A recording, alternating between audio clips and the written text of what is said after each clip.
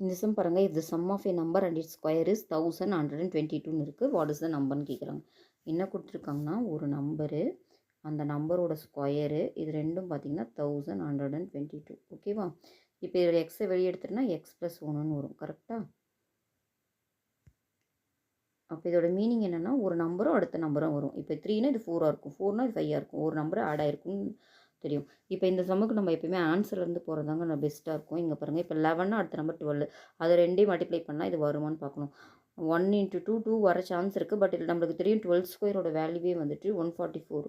அப்போ இது ரொம்ப அதிகமாக இருக்கும். அப்போ இது வர சான்ஸே கிடையாது. இது பாருங்கள், யூனிட் நம்பர் மட்டும் நான் சொல்கிறேன். 2னா next 3.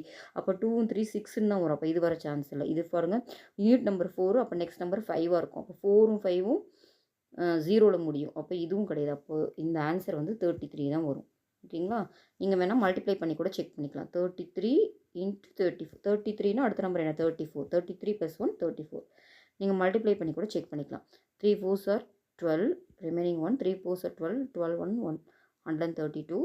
3 3s are 9, 3 3s are 9. Add பண்ணி பாருங்கள். 2 3 9 12, ரிமைண்டர் 1 10 11. கரெக்டாக வருதுங்களா? ஸோ 33 தான் இந்த சம்முக்கு ஆன்சர். ஆனால் நம்ம எக்ஸாமில் இதை கெஸ் பண்ணியே நம்ம போட்டுடலாம். ஓகேவா? தேங்க்யூ.